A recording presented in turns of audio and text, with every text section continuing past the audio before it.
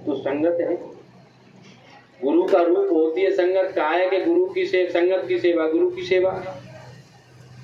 तमाम प्रकार से देश में भाई लगे हुए हैं उन चीजों को हासिल करने के लिए जिस चीज से एक मार्ग निकले, संगत एक मार्ग पर चल पड़े। क्योंकि इतनी बड़ी संगत किसी के पास नहीं है, न किसी धार्मिक के पास, न किसी राजनीतिक के पास, किसी के पास नहीं है जितनी बाबा जी के पास है। इस नाम से लोग जुड़े हुए हैं। तो इसको एकत्रित करने के लिए, उस पर चर्चा करने के लिए लोग काफी प्रयासरत हैं। कोई प्रेमी कोर्ट कचहरी के माध्यम से, कोई प्रेमी गुरु महाराज की ऑडियो वीडियो सत्संग से, कोई आपस में मिलने जुलने से, तमाम प्रकार से, हर प्रकार से लोगों की कोशिशें चल रही हैं। और उसके लिए आगे कार्यक्रम भी है। 1 जून से 5 जून तक आपको पता है, नहीं पता पुनः याद कर लें, क्योंकि मुरैना का उसमें बराबर नाम है। अगर उस कार्यक्रम में सफलता मिलती है तो श्रेय मुरैना को भी मिलेगा, और असफलता मिलती है तो बदनामी मुरैना की भी होगी। क्योंकि 7 जिले ने बैठ करके उस कार्यक्रम का निर्णय किया है। एक जिला कोई जिम्मेदार नहीं है, 7 जिले जिम्मेदार हैं कि अब हमको कुछ करना है, समय आ गया है। अब देखो, ये तो महात्माओं की बातें हैं।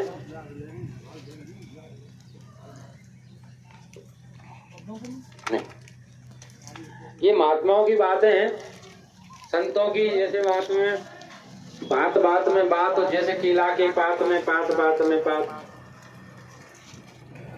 कई चीजें ऐसी हमने पढ़ी है, गुरु महाराज के सत्संग में सुनी है। उनसे लग रहा है कि अब निकट भविष्य में जल्दी ही गुरु महाराज आने वाले हैं और कुछ बहुत बड़ा होने वाला है। कैसी? एक सत्संग में, वैसे तो कई उन्यासी के काशी के यज्ञ में गुरु महाराज ने कई बार सुनाया है, आपने भी सुना होगा। गुरु महाराज कह रहे हैं कि 31 मार्च 80 के समय तक बाबा जी के 10 करोड़ आदमी हो जाएंगे। आंधी पानी ठंडी में खुदा कर परीक्षा ली जाएगी। एक सत्संग में गुरु महाराज कह रहे हैं कि 14वीं सदी जब खत्म हो जाएगी तो इंसानों में कोहराम मचेगा, कोलाहल होगा। उसी समय खुदा का पैगाम लेकर पुनः एक फकीर जमीन पर उतरेगा और सारी मानव जाति को खुदा का पैगाम सुनाएगा। अभी एक प्रेमी से शाम को कल बात हो रही थी, वो कह रहा था कि 24 मार्च 24 में गुरु महाराज आकर के छोटे लोगों में संगत जो टिकड़ी पड़ी है उसमें जान फूकेंगे, अपनी शक्ति फूकेंगे। अब हम तो ये मानते हैं कि गुरु महाराज का अगर कोई संदेश आकर के सुनाता है तो समय वो हो ना हो, इससे हमें कोई मतलब नहीं है, लेकिन संदेश तो गुरु का है, हमारे का, जिनसे हम प्रेम करते हैं और उनकी कहीं से भी सूचना मिलती है तो मन प्रसन्न होता है। और अगर मन प्रसन्न न होकर के ये सोचता है अरे ये वैसे ही कह रहा है, ऐसा कुछ होने वाला नहीं है, तो फिर हमारा प्रेम नहीं है। क्योंकि रामायण में बताया गया है, राम जी के और भरत जी के माध्यम से, कि प्रेम क्या है।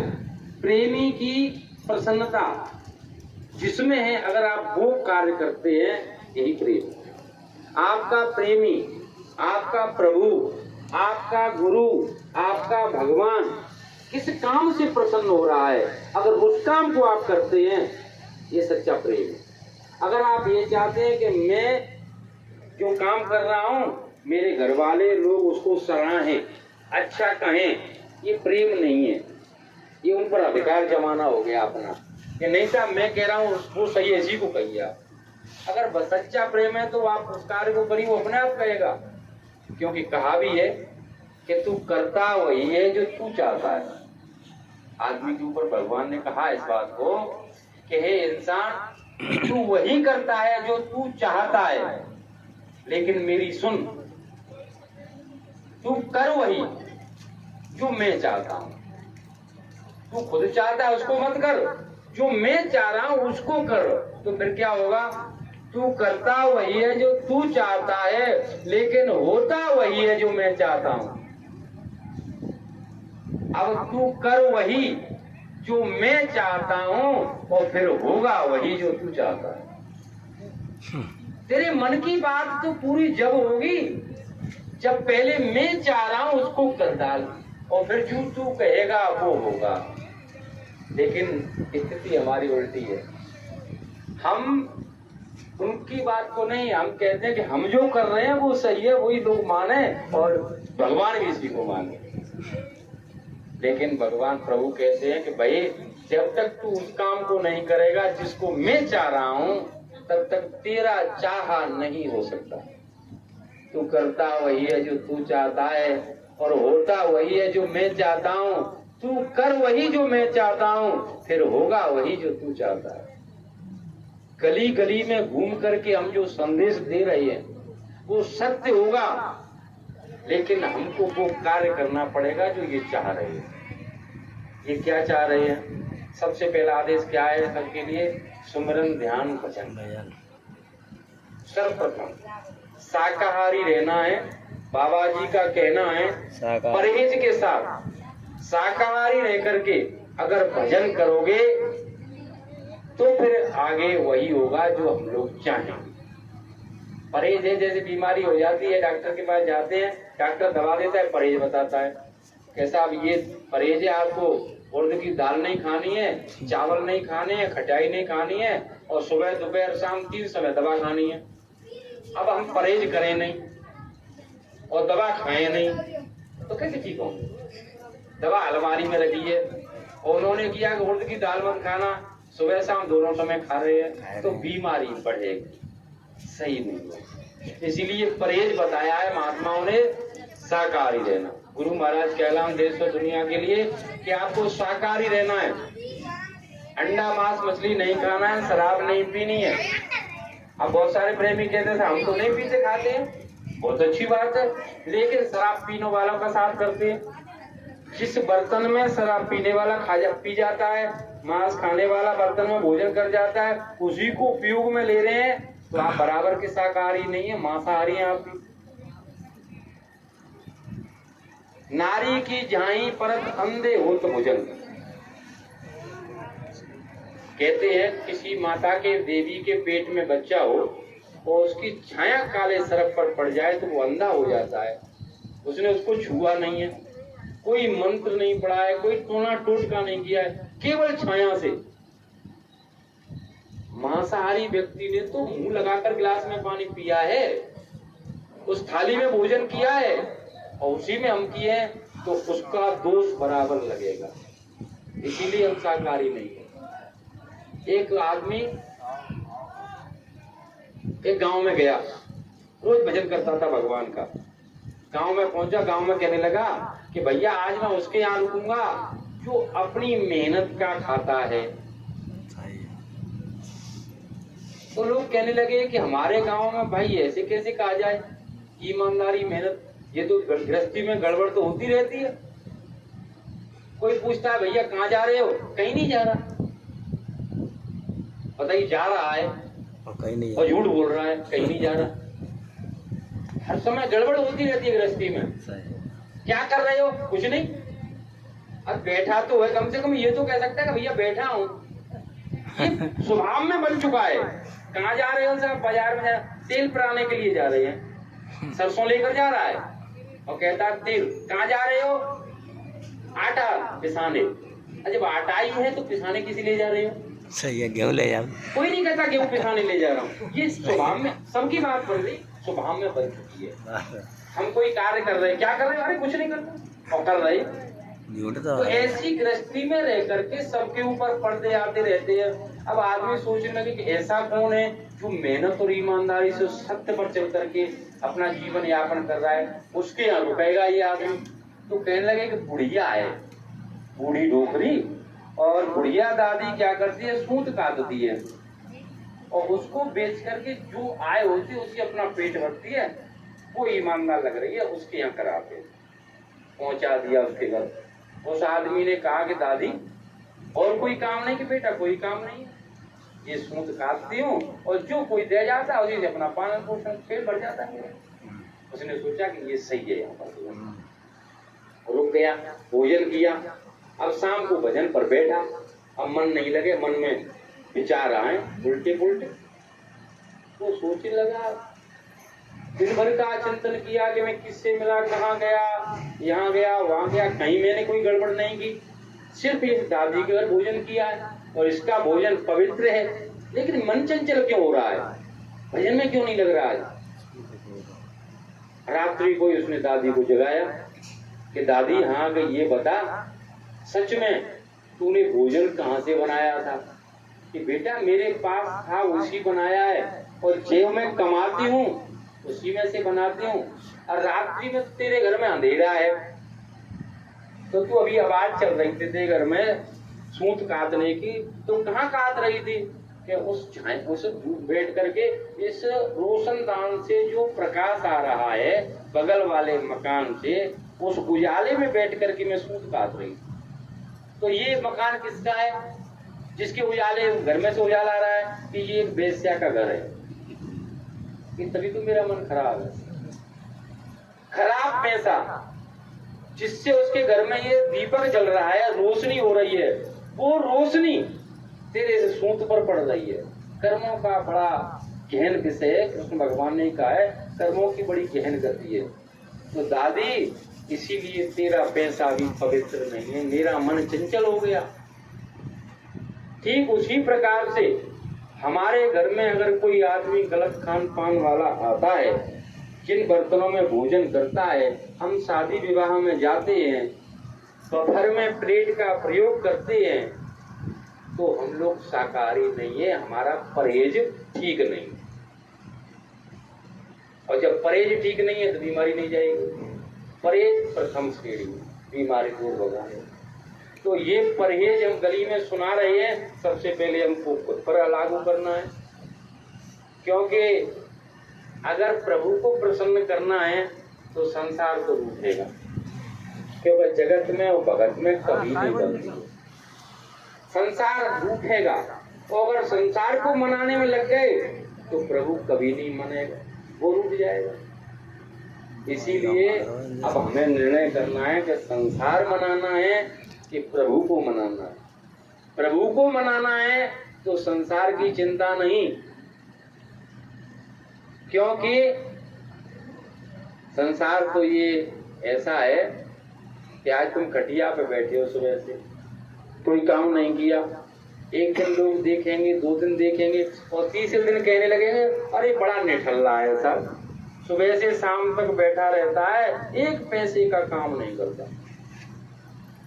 और अगर तुम ज्यादा काम करो तो क्या कहेंगे यही संसार वाले लोग, अरे साहब सारे संसार की माया इसी को चाहिए, न रात को आराम न दिन को आराम, सारा दिन लगा रहता है। अगर तुम किसी से बोलो ज्यादा, अरे सारा दिन बकबक करता है, मत बोलो, बड़ा घमंडी है, बात ही नहीं करता। तो ये तो संसार बड़ा उल्टा है, इसको मनाने के पीछे नहीं पड़ना है। महात्मा कहते हैं एक साधे सब सद और सब साधे सब जाए। गुरु की शरण अगर ले लिए, नाम मिल गया है, तो अपना अंदर का काम हो जाएगा, तो ये सब मान जाएगा। क्योंकि आपके अंदर इतनी पावर आ जाएगी, आपके अंदर इतनी शक्ति उत्पन्न हो जाएगी कि अपने आप ही लोग आपके पीछे लग जाएंगे। और अगर आप इनको चाहत लगाना चाहोगे तब ये नहीं लगेंगे, क्योंकि ये तो संसार छाया है।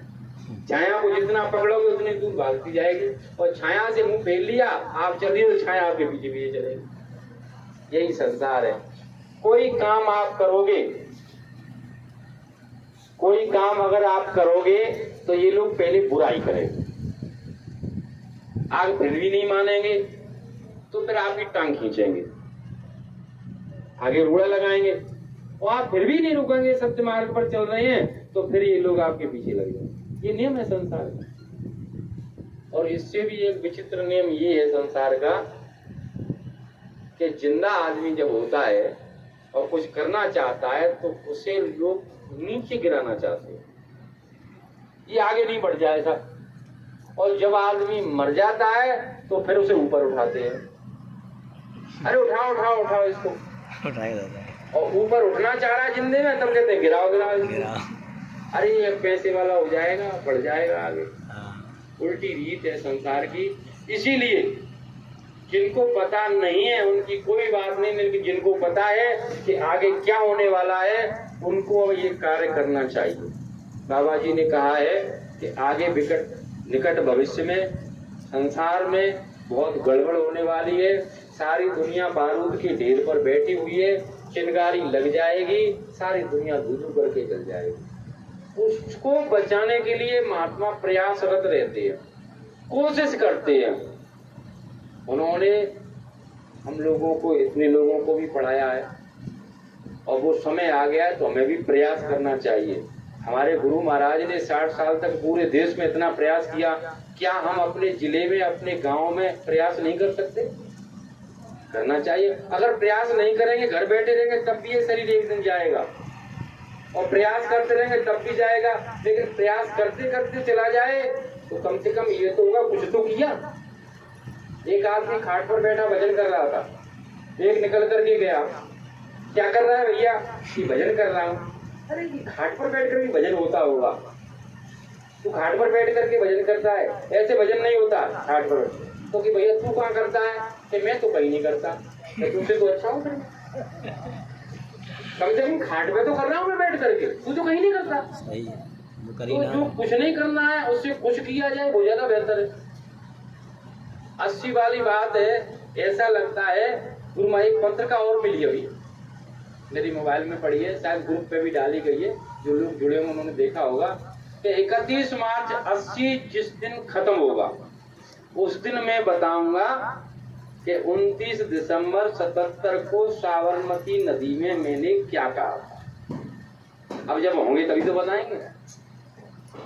31 मार्च 80 जिस दिन खत्म होगा, अब वो आगे आ रहा है, दोनों मिक्स है इसमें। 31 मार्च अंग्रेजी महीना और संवत 80 हिंदी अपना, दो 31 मार्च पड़ रहे हैं इस साल। 80 संवत में 2 31 मार्च है, एक 31 मार्च निकल चुका है, क्योंकि 22-23 मार्च को शायद संवत 80 लगा है, 23 मार्च को 22 तारीख, और 7 अप्रैल 24 तक चलेगा। तो 23 को लगाए, 23, 24, 25, 26 और 29, 30, 31, 1 मार्च उधर आ गया। और उसके बाद में 7 अप्रैल 24 को समाप्त होगा, तो 31 मार्च उधर पड़ेगा। उसकी बात चल रही है कि 31 मार्च 80 के अंत समय वो चीज है वहां, ऐसा समझने में आया है। पता मुझे भी नहीं है कि ये सही है कि गलत है। जो गुरु महाराज बोल रहे हैं, जो पत्रिका में लिखा है, उसे सुन करके, पढ़ करके ऐसा समझ में आया है। अब मोबाइल पर ही सत्संग पढ़ा है, पत्रिकाएं पढ़ी है, आप भी भाई पढ़े उसको, क्योंकि 2 चीजों में अभी निकल करके एक कंफ्यूजन दूर हुआ है। एक जगह गुरु महाराज कह रहे हैं कि जब 31 मार्च 80 के अंत तक बाबा जी के 10 करोड़ आदमी हो जाएंगे, माँ बाप के साथ 4 बच्चे, इनमें से जब 10 करोड़ हो जाएंगे, आग पानी ठंडी में खुदाकर परीक्षा ली जाएगी।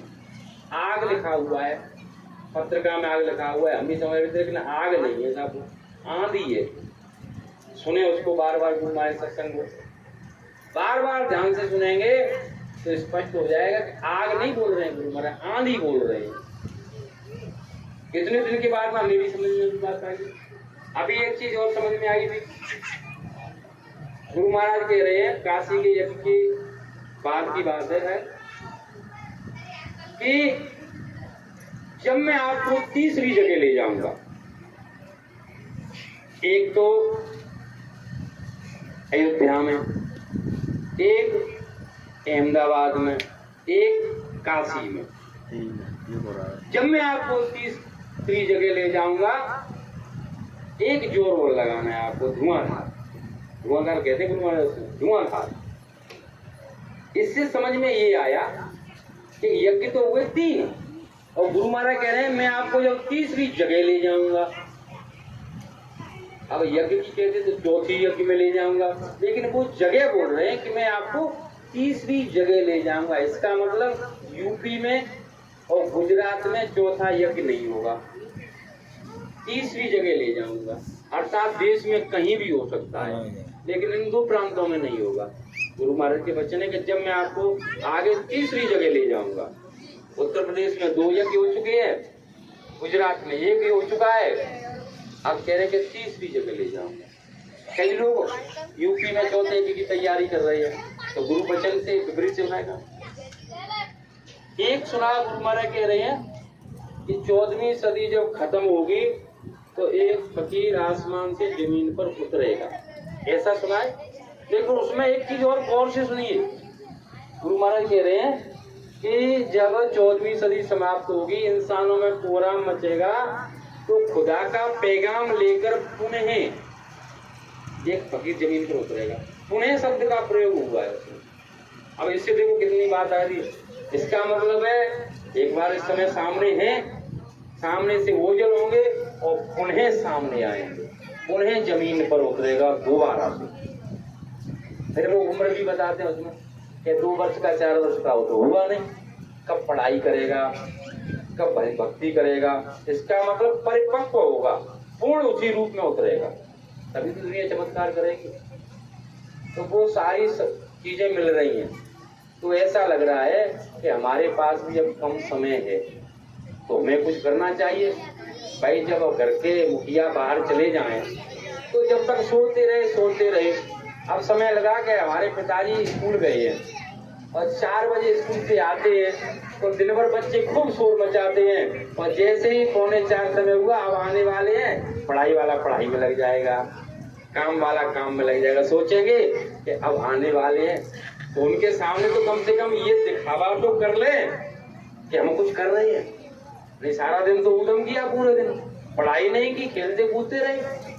11 साल निकल चुकी है, 18 तारीख को 11 पूरी हो जाएंगी।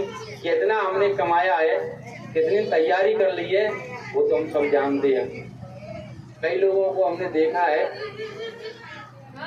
जिसका अगर प्रेमी, जिसका अगर पत्नी का पति या पति की पत्नी, शिष्य का गुरु, गुरु का शिष्य, प्रेम के रिश्ते हैं, अगर एक दूसरे से कोई दूर हो जाता है तो उसकी हालत कैसी होती है।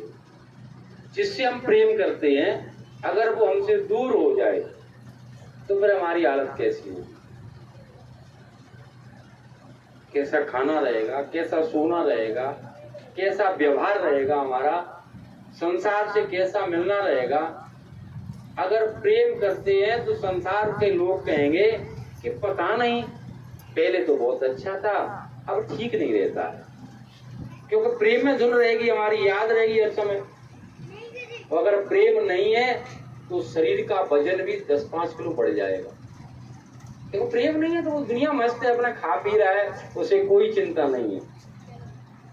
तो 11 साल से कितनी चिंता है चाहने वालों की, वो भी सामने है। अपने अंदर हम झांक कर देखें कि हमारा कितना इंतजार है, कितना प्रेम है, कैसी हमारी स्थिति है। और अगर वो आ जाएंगे सामने और खड़े हो जाएंगे तो क्या जवाब देंगे कि हमने क्या किया। तो कम से कम अब तो खड़े होकर कुछ करने लग जाएं। शाकाहारी का प्रचार ही सही, भजन करें सुबह शाम, शाकाहारी का प्रचार करें, उसके लिए तैयारी चल रही है। 12 तारीख को धौलपुर सबको पहुंचना है, सुबह 11 तारीख शाम को पहुंचना है। 11 शाम सुबह 12 को वहां से सब लोग चलेंगे, 7 जिले के लोग इकट्ठे हो गए, वहां से लोग चलेंगे आपके मुरैना में। कितने बजे तक आ जाएंगे ये कह नहीं सकते, वहां से चलने के ऊपर है, लेकिन रात्रि आपके मुरैना में होगी। रात्रि को 7 जिले के लोग वहीं रुकेंगे, चर्चा होगी। सुबह आपके जिले में घूमेंगे, शाम तक ग्वालियर पहुंचना है। अगले दिन ग्वालियर में घूमेंगे, शाम तक भिंड में पहुंचना है। अगले दिन भिंड में घूमेंगे, शाम तक आगरा पहुंचना है। अगले दिन आगरा घूमेंगे, शाम तक 17 तारीख को 16 तारीख को भरतपुर पहुंचना है। शाम को अगले दिन वहां घूमेंगे, शाम तक सवाई माधोपुर। अगले दिन सवाई माधोपुर घूमते हुए 18 तारीख को धौलपुर आश्रम पर वापस, और 19 तारीख को समापन होगा, क्योंकि उसके बाद में फिर 5 दिन के कार्यक्रम की तैयारी है, जो देश का है, राष्ट्रीय स्तर का कार्यक्रम है। पूरे देश में से लोग आ रहे हैं। सातों जिले के ऊपर पूरे देश के लोगों की नजर है इस समय कि ये लोग कोई ना कोई पटरी प्लेटफार्म तैयार कर रखा है, हम चलते हैं और मिल करके आगे काम करेंगे, मिल करके आगे बढ़ेंगे। क्योंकि अपने लिए तो सब कुछ करते हैं, सब लोग करते रहते हैं।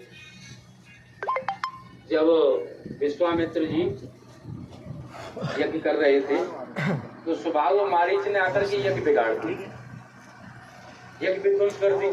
तो उनका शिष्य कहने लगा कि अरे महाराज, आप में तो इतनी पावर है, इनको भस्म क्यों नहीं कर देते? मोबाइल बढ़ रही है सब 800 नंबर। तो विश्वामित्र जी ने कहा कि हाँ, पावर को है, भस्म तो कर दूं मैं, लेकिन इस यज्ञ का एक विधान है। मैं जिस यज्ञ को कर रहा हूं वो यज्ञ है लोक जन कल्याणकारी यज्ञ। और लोक जन कल्याणकारी यज्ञ का करने का विधान है कि आप क्रोध नहीं कर सकते।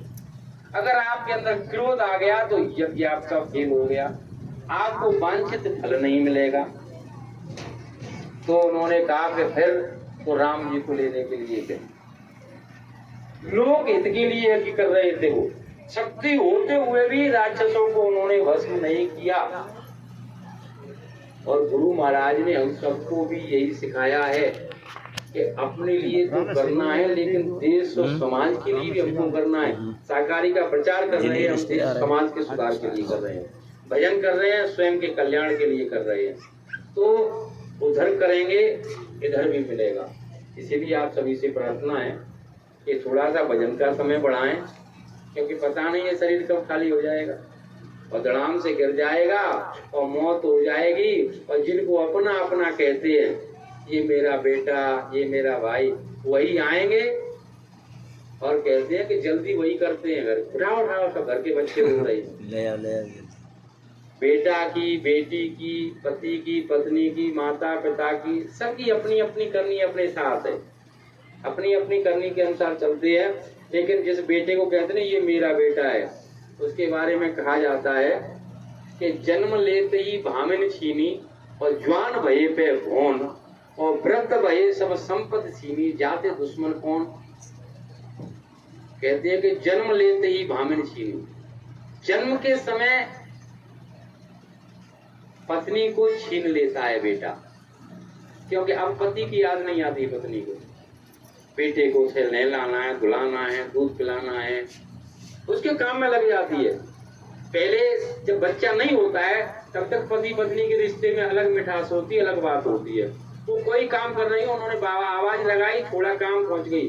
और आज क्या होगा, आवाज लगाई कि पानी दे दो, अरे तुमको पता नहीं है बेटे को मैं दूध पिला रही हूँ, टट्टी साफ कर रही हूँ, ये कर रही हूँ, छीन लिया। उस बेटे ने आपसे आपकी घरवाली को छीन लिया। और जन्म लेते ही भामिन छीनी और ज्वान भये पे भोन, जब जवान हो जाता है, शादी हो जाती तो घर को छुड़ा लेता है। भवन माने घर, क्योंकि अब आप घर में चूल्हे पर बैठ कर रोटी नहीं खा सकते, क्योंकि घर में बहू आ गई ना। वही बेटा जवान होने पर आपसे घर छीन लिया। और वृद्ध भये सब संपत्ति छीनी, बूढ़े गए तो अब आपसे कोई काम नहीं होता है, और चाबी मुझे दो पिताजी। अब संपत्ति भी छीन ली, सब ले लिया। जन्म लेते ही भामिन छीनी, ज्वान भये पे भोन और वृद्ध भये सब संपत्ति छीनी, जाते दुश्मन कौन। सबसे बड़ा खतरनाक है। और लेकिन कहते हैं ये मेरा बेटा, और आग भी वही लगाता है। अब बताइए, हम कहते हैं कि ये मेरा मेरा है।